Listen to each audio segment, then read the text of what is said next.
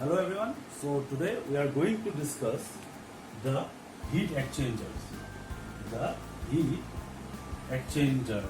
So these are what are heat exchanger? So these are the instrument heat exchanger. These are the instrument which are employed or you can say deployed in the pharmaceutical industry to exchange the heat. So basically why the heat it is needed in the pharmaceutical industry? We all know that the different process of unit operations, just like your granulations, drying, or tablet punching, or you can say coating, these all process somehow need the energy, and the energy it is generally utilized or it is used in the form of the heat. So in today's discussion we are going to discuss about two basic types of instrument which are employed in the pharmaceutical industry. These are the heat interchangers and the heat exchangers. So for example, if somebody asks you why it is needed, the heat it is needed. Suppose for the granulation, the heat is also needed, right? Generally for the wet granulation. Apart from it, other processes include distillation, where the heat is needed in the pharmaceutical industry. Then you have the crystallization, and etc. So in these different processes, the heat it is employed. So before going into the depth of this chapter, let us discuss what is basically the heat exchanger. So as per the definition, the heat exchangers are the devices which are used to transfer. I repeat, the heat exchanger are the devices which are used to transfer the heat from one fluid to another fluid, right? Whereas heat interchanger, they are the instrument which are employed to exchange the heat from a fluid or one type of gas to another type of gas. So now without wasting any time, let's study the different types of the heat exchanger machine those are employed in the pharmaceutical engineering processes. Okay, so now I have already drawn the structure as it is used. So I have already made the structure. This is the structural diagram of a singular, you can say singular heater pass equipment or single pass tubular heater. So basically it is known as single pass tubular heater, which is used in the pharmaceutical industry. So now, before going into the working, how it works, let's first see the construction. So in this heater, actually there are tubes. There are tubes which are encased within a chamber, within a cylindrical chamber. So what are there? So this is the distribution chamber D2. I have already written. So for a better understanding, I will just come out from the zone of the camera, right? So that you can see it clearly. So this is the distribution chamber D2, this one. This is the tube sheet, right? This is the steam inlet, as heat will be exchanged from the steam to a core fluid, right? So this is the steam inlet. Again here we have the B2, and this is the outlet hot fluid. Means after passing the heat, the hot fluid will go out from this side. Similarly, this is the distribution chamber D1. Here it is the distribution chamber D2, and here it is the distribution chamber D1. Moreover, you will have the tubes. Here, right? This is the casing, and the condensate, the cold liquid, it will come out from this condensate outlet. At this point, the cold liquid will come out, and this is the casing of the overall instrument and the inlet for the cold liquid. Whatever liquid we want to heat, whatever the cold liquid we want to heat, that need to be input from this inlet. So this is the inlet for the cold liquid. This is the condensate outlet. Whatever the liquid has condensed after transferring the heat will be come out from this side, and the outlet for the hot fluid it is at this side. So this is the overall diagram. For a better understanding, I am just coming out from the camera zone. So you see here two distribution chambers are there. These two distribution chambers are this is the D2, this is the D1, right? And they are provided with a casing C, right? So the fluid is provided to the distribution chamber D2. The fluid will be provided, the inlet fluid will be provided to the distribution chamber D2, right? And the heated fluid is provided to the distribution chamber D1. Means after heating, this cold fluid will be sent to the distribution chamber D1, right? So there are two covers, E1 and E2, right? There are two covers. These are the E2 and this is the E1. There are two covers, right? So the steam and the other vapors will be introduced by the connection. So the steam and other will be introduced by this connection which are available here. So how it works? So basically you see what actually happens. The steam or the other vapor, it will be introduced to the connection F. So where it is the F? The F, it is the inlet connection for this instrument. So the steam will be, this is the F, right? So that you don't get confused. This is the steam inlet, right? So this will be, the steam will be introduced from the F. I am showing you here. The steam will be introduced from the connection F into the space surrounding this casing, right? Now the steam flows down the tubes. The steam will now flows down the tube, right? In such way, the condensed vapor, the steam flows down the tube, and in this process, the tubes, these tubes, they generally, once the steam will flow down, these tubes will generally get heated, right? These tubes will generally get heated, and then the steam flow down the tubes, and the condensed vapor is drained at the G. So this is the G. The condensed vapor, it will now get drained at the G. So the fluid to be heated. Whatever the fluid, first of all, the tube will be warmed up, right? The tube will be warmed up with the steam inlet. Now, whatever the fluid we want to heat, right? The fluid need to be heated are allowed to introduce via this connection. That is the fluid, or you can say inlet cold fluid. This is the H. From here, the fluid which is need to be heated will introduce to this casing. The tubes are already heated, right? Via using a pump. The steam and the fluids are physically separated here, right? And finally, what will happen? Simply, the fluid will come. It is already heated. The tubes are already heated. The fluid will come. It will transverse this path. The fluid will transverse this path. While transversing this path, the fluid, they will come in a close contact with the tubes, which are previously heated with the steam inlet, right? So finally this cold fluid, it will get heated, and this can be easily collected here. This is the outlet for the hot fluid. So this is a simple arrangement of the single pass tubular heat exchanger. So we are going to the next type of instrument. Okay, so here we come to the next type. The next type, it is the multi-pass heater. In the multi-pass heater, it is similar to that of a single-pass heater. Earlier we have seen a single-pass heater, but now it is a multi-pass heater. In the multi-pass heater, every time, if we just assume the previous arrangement as a single set, if we assume the previous arrangement as a single set of casing with some tubes, and such machines or such equipments, if we put in a stack, suppose one above that another one, above that another one, in this way, then it becomes a multi-pass. So this is the arrangement of a multi-pass. So here I have shown you how they are arranged. These are just arbitrary alphabets. It is not needed to be same what I have written here. One in your examination you can change the sequences. I have just named it as H, F, B, D, I, G, such like that. So this is a simple multi-pass. You can see here, if you can see, I would like to drag your attention here. See, this is the cold inlet, right?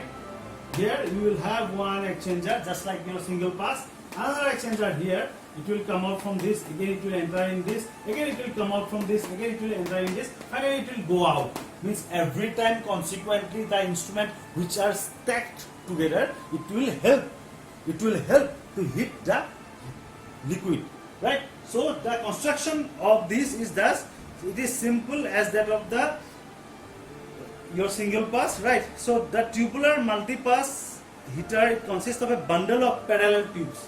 It will have bundles of parallel tube, right? These tubes are expanded into the two tube seat, right? So the distribution chambers are provided at each of the end. Here there will be distribution chamber, right? Moreover, the heater is since the heater is multipass in this case. Since the heater is multipass in this case, the same fluid has to flow through the tubes. It is multipass. This same fluid has to pass through every time through these tubes, and thus the efficiency is quite more here. So how it works? Simply the steam is introduced through the connection into the space of the tube, right? The surrounding tubes, they will get heated. First of all, in the earlier case also, the steam will be first introduced, the tube will be heated. Here also the steam will be introduced, the tube will be heated.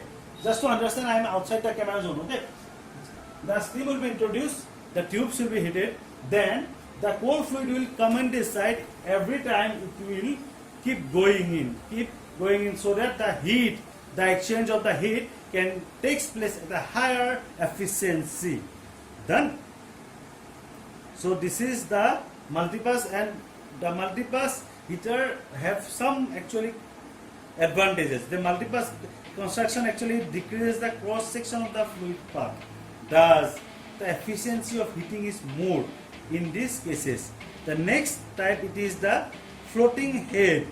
We used to call it as the floating head two-pass heater. The next one, it is the floating head. It is the floating head two. First, remove this.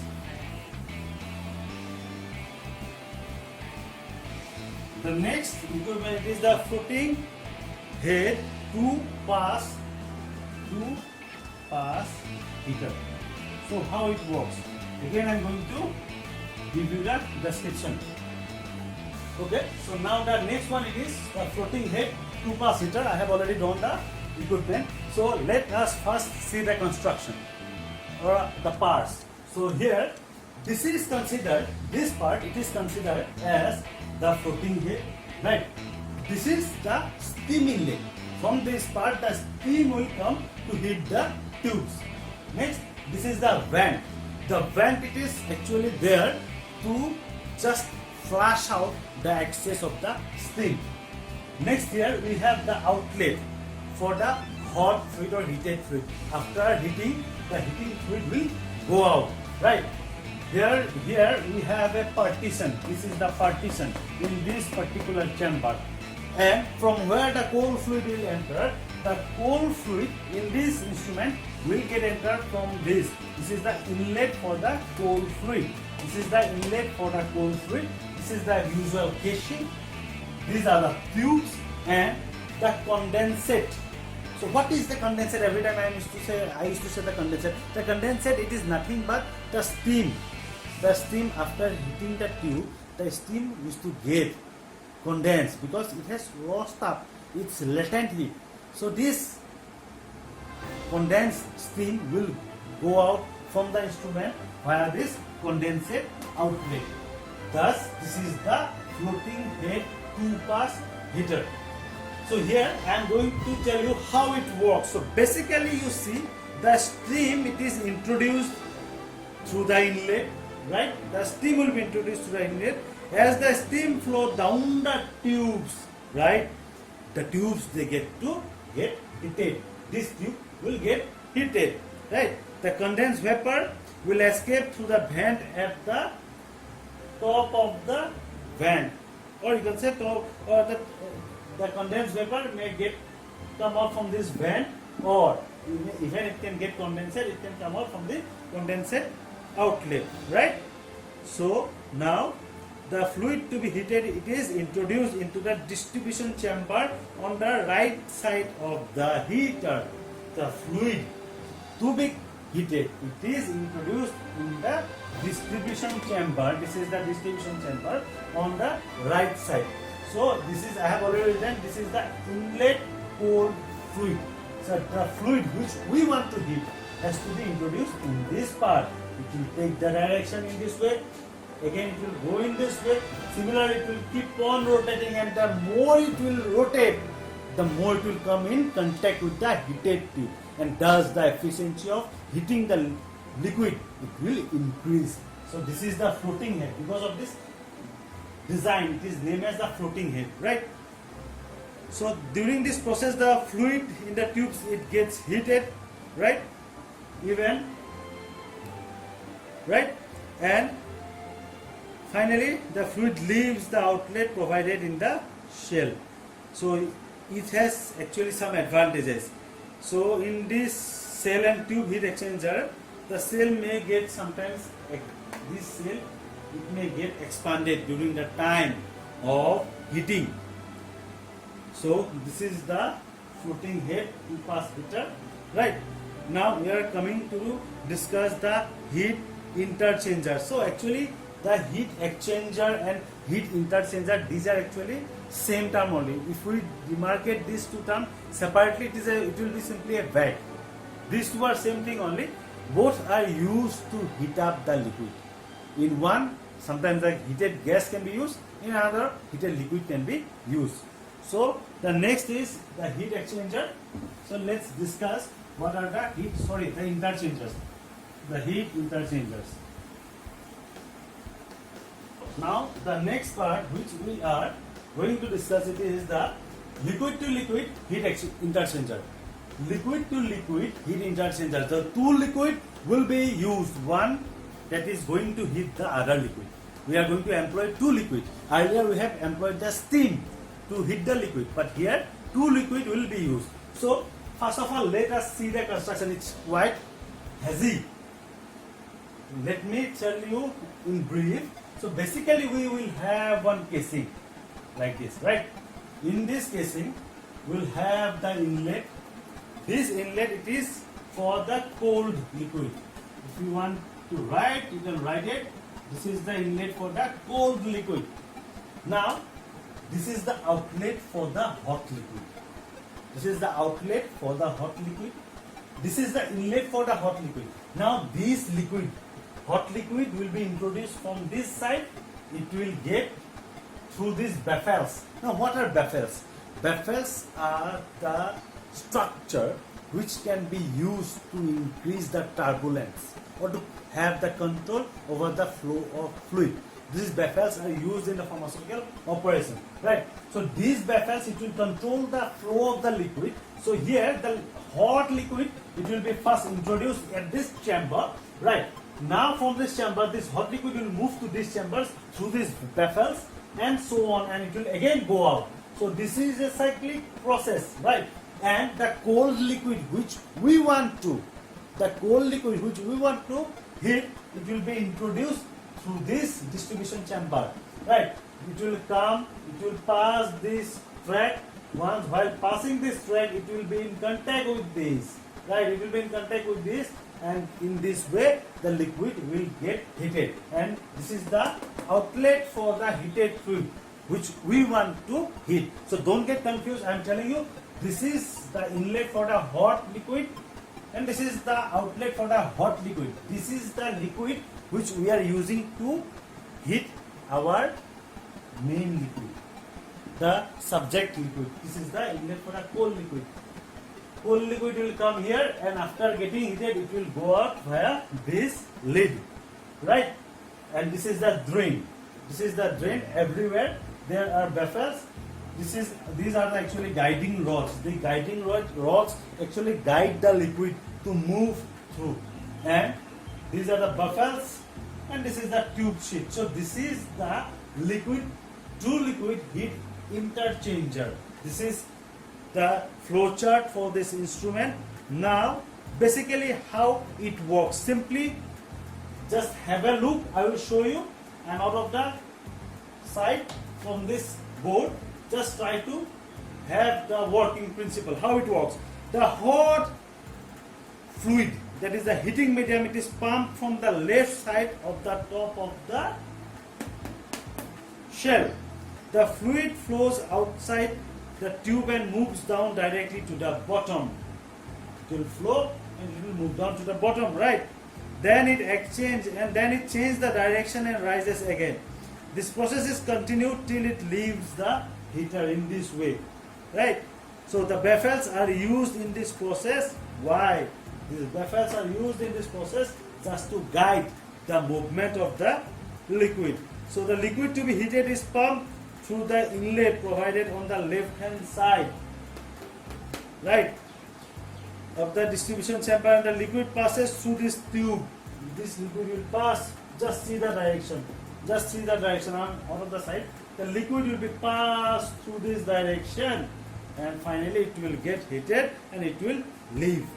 So what are the advantages of this type of liquid to liquid heat interchanger? First of all, it passes at a high velocity outside the tube, very high velocity outside the tube, right, and flows more or less to the right angle to this tube. So this is the advantages. The next one, we have the double pipe heat interchanger. The next one, it is the double pipe, not liquid to liquid. The next one, it is the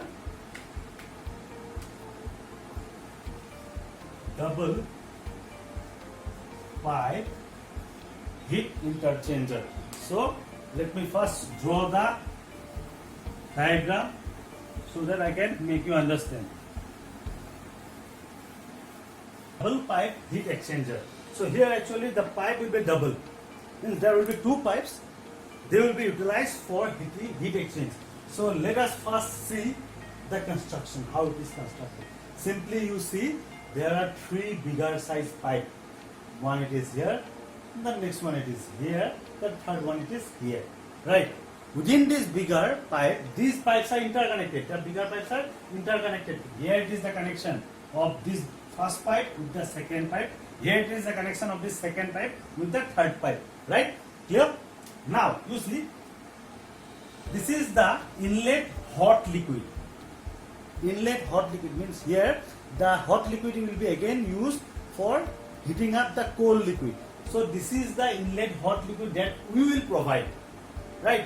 I have shown the direction of the flow of the hot liquid with the red color arrow. So it will flow in this direction. It will enter here. Right? Similarly here also, it will come to this second tube, second number tube. Again it will go to the third number tube by following this way. Clear? Now, within this bigger tube, there is a smaller tube. Right? This is the smaller tube where I have shown the arrow with the black color. Right? The arrow with the black color. Now, this is the outlet for the hot liquid. The hot liquid which will enter at this point, it will now come out from this outlet. Clear? These are known as the return bands. These are known as the return bands. Right? Now, this is the pipe, the bigger pipe for the hot liquid. Clear? So, how it will take place? How the heating will take place? Simply, we are going to introduce the cold liquid which need to be heated.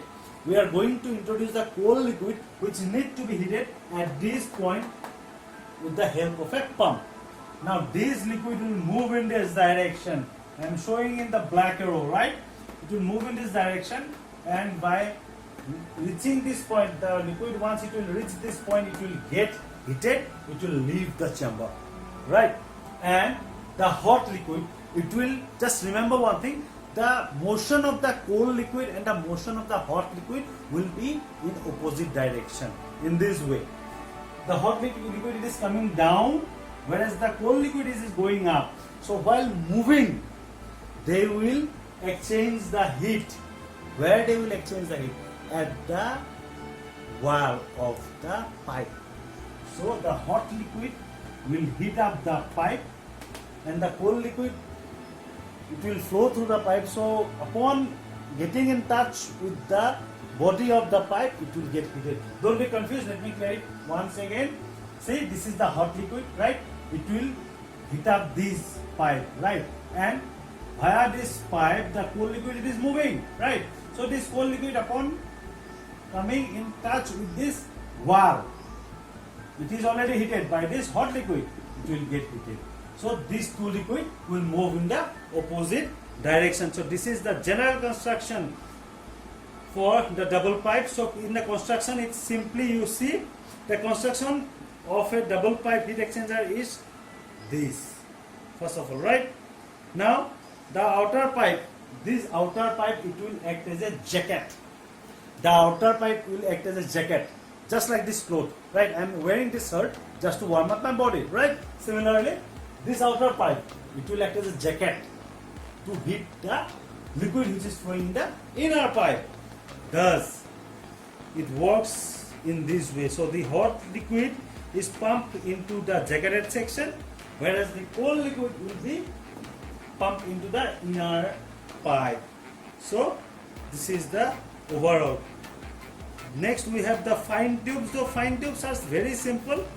The fine tube, in the fine tube we will just have the other same thing only. We will just have the direction and the steam outlet. It's quite different. So generally fine tubes we have, basically we have three types of fine tube. One, it is the rectangular pin. Rectangular pins, it is known as just like a rectangle. It will have the pins like this. This is the rectangular pins, right? Then we have a longitudinal fins. In longitudinal fins, you will have a circle-like structure. The fins will be associated in this direction, and lastly we will have a spiral fins. This is nothing but here everything is, you see, everything is same only. This will be a pipe, right? It will be carrying some liquid. Means the thing is that one liquid will be used to heat up the other liquid. Now the last important thing that you should know. So in all such heating equipments, heat are exchanged, right? Our motto, our aim, our subject is to heat up the targeted liquid, right? We are going to use two types of liquid. One, it is the already heated, preheated liquid, and the one, it is the cold liquid. We are going to heat up the cold liquid by using the preheated liquid. But sometimes what may happen? It may go out also. The heat may go out from the instrument. It can create a havoc in the working area. So just remember few things I just want to add to this part, just to prevent, just to insulate, simple, just to prevent and just to insulate the instrument, this instrument from the surroundings. Means if we are using a suppose double pipe heater or floating head heater, now this heat sometimes it may also go to the surrounding. The worker may suffer from high heat, right? Just to prevent the heat exchange or convection of heat to the outside of the instrument, we can use basically different heat insulator. For example, Kishel Gur, it's a mineral-like thing, right? Kishel Gur, you can use asbestos, you can use, these are actually very good. Even you can use glass wool. Glass wool, it is also a poor conductor of the heat. So basically, we generally prefer to use asbestos.